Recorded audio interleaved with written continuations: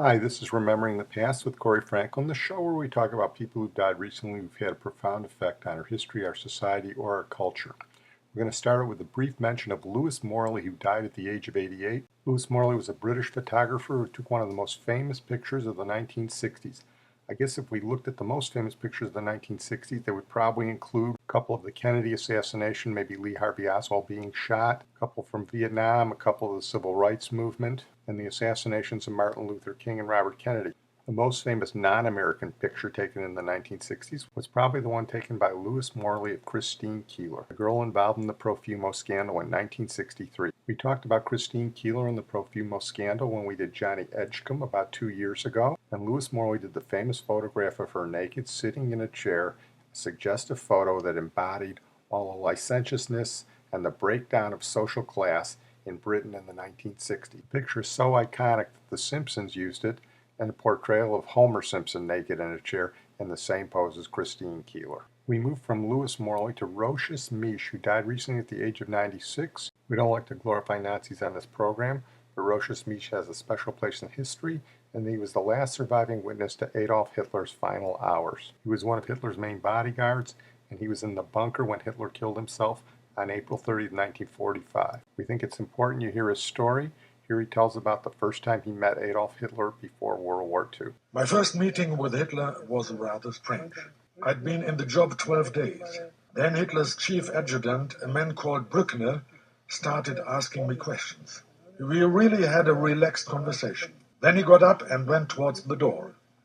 Being an obedient soldier, I flung myself forward to open it. And there was Hitler, standing right behind the door. This I will never forget.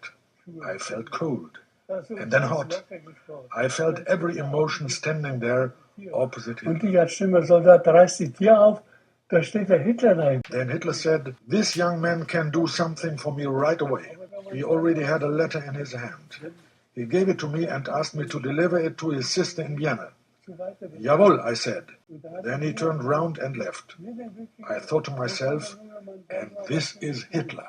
Here's his first-hand account of Hitler's final minutes in the bunker, and also the deaths of propaganda minister Joseph Goebbels' children. Linge, ich glaube, es ist so.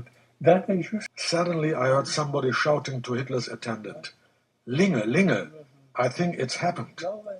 They had heard a gunshot, but I hadn't. Maybe he had heard it because he was opposite Hitler's door. At that moment, Martin Bormann, Hitler's private secretary, ordered everyone to be silent. Everyone began whispering. Then Bormann ordered Hitler's door to be opened. I got curious too. I went out of my telephone room, then back, then out again. Then one of Hitler's aides opened the first door. It was Günscher or Linge. I don't know which one. Both were there. I also went to look because I was curious. Then the second door was open. I saw Hitler slumped with his head on the table. Eva Braun was lying on the sofa with her head towards him. I'm not sure if Hitler was sitting in an armchair or on the couch. I could be mistaken. All I can be sure of is that Hitler's head was on the table. And Eva's head was next to him, and her knees drawn tightly up to her chest. She was wearing a dark blue dress with white frills. I will never forget it. You couldn't imagine what the end of the Third Reich was like. Hitler was gone. We were just left there. Now Goebbels was my boss, although he was no stranger to me. Das Ende des Dritten Reiches. So. Straight after Hitler's death, Mrs. Goebbels came down to the bunker with her children. She started preparing to kill them. Then I saw Hitler's doctor, Dr. Stumpfegger, give the children something to drink, some kind of sugary drink. Then Stumpfegger went and helped to kill them. We all knew what was going on. Maybe an hour or two later, Mrs. Goebbels came out crying. Next to my room was Goebbels' room. She sat down at the table there and began playing Patience. This is exactly how it was. Patience is solitary and no further commentary is necessary. We're going to move on now to Dean Meminger. Dean the Dream was 65 years old when he died and one of the great basketball players in Marquette history. He was born in South Carolina, and as a boy he moved to New York City, and he was one of the great playground basketball players in New York history in the Rucker Leagues in Harlem. That nice Irish boy from New York City who became a basketball coach, Al McGuire, was always scouting the Rucker Leagues, and he convinced Dean Meminger to come to Marquette in the late 60s. Dean Meminger became one of the best basketball players in the country. He was a 6'1" guard who was lightning quick and could play defense, and he led Marquette to the NIT title in 1970. Marquette was a great team back then, and Al McGuire opted not to play in the NCAA tournament, and Marquette was probably the best team to win the NIT tournament in the last 50 years. I got to tell you, I loved watching Dean Meminger play. He did make it to the pros with the hometown Knicks. The problem was he had to play behind Walt Frazier and Earl Monroe, two Hall of Famers, and he was never a big contributor for the Knicks, with the exception of one game, Game 7 in the 1973 NBA Eastern Finals, where he came in and shut down JoJo White of the Celtics. The Knicks went on to win that game and then went on to win the NBA championship that year. Phil Jackson, who was on that team, called it one of the great performances in Knick history. Dan McGrath, one of my favorite sports writers and one of the best in the country, was a fellow Marquette Warrior with Dean Meminger in the late 1960s and early 1970s, and here is what he wrote. If Al McGuire was the face of Marquette University, Dean Meminger was its soul. His teammate, friend, and fellow New Yorker, George Brute Force Thompson, was McGuire's first great player, but Meminger was his first big-time recruit. He had his pick of the nation's top basketball schools as a Harlem Hoops luminary whose playground cred was enriched over 3 years as an all-city point guard at Rice High School. He chose Marquette because McGuire sold him on the quirky notion of transforming an urban Jesuit school on a Milwaukee hilltop into a national power. Who knew? Marquette was 24-5 in Meminger's sophomore season, falling one Rick Mount jumper short of a trip to the Final Four.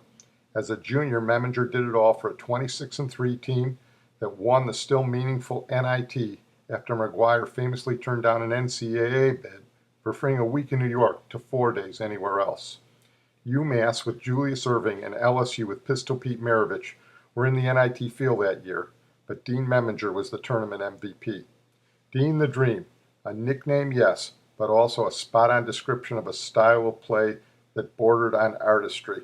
Meminger was an extension of McGuire on the floor, controlling a game with the brazen self-assurance of a smaller Magic Johnson.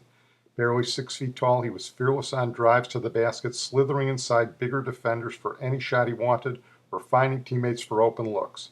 He could have scored more in a less restrictive system, but Meminger was content to play McGuire's way because it worked. Marquette was 78-9 in his career, the best 3-year run in school history. Maravich and Notre Dame's Austin Carr were the bombs-away gunners of his era, but Meminger outperformed them both in his head-to-head meetings. Meminger lived a sad, troubled life after basketball, and it ended 10 days ago when he was found dead from undetermined causes in a Harlem hotel room. He was 65. It's a cruel irony that the absolute master of cool and control on the court had to struggle so to control the demons in his personal life. But what a ball player. The seeds of Marquette's 1977 national title were planted 10 years earlier when Meminger enrolled. Along with McGuire, Hank Raymonds, Rick Majerus, George Thompson, and some others who came later, he made Marquette basketball matter. The image of him with the ball in his hands, the opponent reeling, the drums thumping, and the crowd roaring at the old Milwaukee Arena is one of the best college memories some of us have. Covering it all as a kid reporter was a life-altering experience. It was not only great fun, it helped me figure out what I wanted to do with myself. I'm grateful for how it turned out. McGuire, Raymonds, Majerus, Meminger, all gone. But the memories linger, and I'm grateful for those too. Dean the Dream. Seashells and balloons, brother. Safe home. We're going to move on now to Ray Dolby, who died at the age of 80. He was the audio pioneer who invented noise reduction and revolutionized sound for the movies. Here's a brief tribute to Ray Dolby. The public doesn't really know about Ray Dolby. He's out there somewhere. But they're aware of the fact that a cassette labeled Dolby sounds good. Dolby surround sounds good. There's a switch. Look, I can switch it in and out. Isn't that great? You know, and they're kind of aware of the fact that Dolby on a theater marquee sounds good. But all of those things are possible because of Ray Dolby's inventions, which are at the heart of the whole process. An early affinity for science and music put Ray on a path to technological discovery. From his high school projection club, to teaching electronics in the Army, to earning patents for the Ampex videotape recorder, before he'd even finished college. In all aspects of his life, he was really interested in finding solutions. Ray's talent for problem solving led him to discover solutions that would change the future of the entertainment industry. Here we have a scientist who invents tools for the artist. And so you get the blend of the two important, cornerstones, such as science and creativity, imagination that may not be governed by science, couples with the scientist, Ray Dolby, and the result is a whole new frontier is open. Ray was extremely intelligent. It was clear that he wanted to build a company that stood for quality, that provided solutions for people. For Ray, it really was about his belief in people and that everybody has it in themselves to do great things.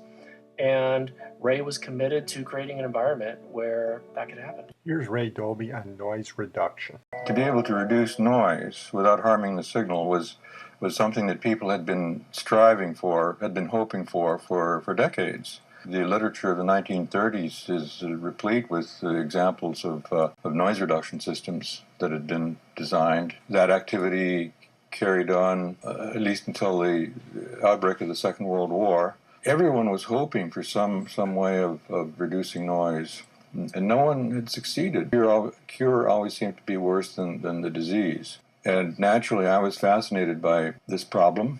I had been working at Ampex. The problem of noise was well known and understood by the engineers working in that field. To get the professional system going was a very big job because it had to go internationally or it couldn't go at all. So I had to spend a lot of time traveling and giving endless demonstrations to skeptical engineers all over the world who had been taught that noise reduction was impossible and that only charlatans came along once in a while with the promise of noise reduction. Here he is on an important discovery for the sound system for movies. The motion picture situation was fraught with all kinds of problems. I went out to Elstree Studios in August 1966 to give my first demonstrations of noise reduction as applied to film soundtracks. I wanted to make it easy on myself. I said, I'll just show these people how they can improve their magnetic dubbers by adding noise reduction. And I was shocked during the couple of days that I was working out there at Elstree Studios to see the appalling state of the design, manufacture, and maintenance of this equipment. I realized that a lot of work had to be done cleaning up existing practices before it would be worthwhile applying noise reduction to these magnetic dubbers, let alone the optical soundtrack. We considered various ways of creating digital soundtrack on or with film. We considered putting the sound separate from the film on a tape recorder or on optical discs, magnetic discs. We considered putting the sound in various places on the film, such as uniformly spread over the film in some way.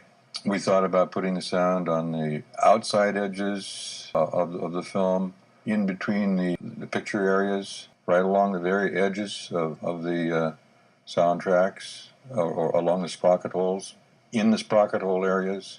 We thought about all the possibilities you can imagine. We made some tests, found out that the area that was most protected from abrasion was, surprisingly, the space between the sprocket holes. There's wear in other areas, like on the outside edges. We found out that the space between the sprocket holes was so robust that the picture would wear out before that space between the sprocket holes wore out. Well, I'm going to close on that note. I want to thank my producer, Sid Taps. And Ray Dolby first used Dolby sound in the movie A Clockwork Orange in 1971, but he used it to its full effect and its most famous effect in Francis Ford Coppola's 1979 classic Apocalypse Now, where Robert Duvall, aka Colonel Kilgore, calls in the helicopters over the ridge for a napalm strike on a village with the strains of Wagner's Ride of the Valkyrie emanating from the helicopters. I love the smell of napalm in the morning. Put on Warhawk, make it loud. And the Romeo Fox, shall we dance?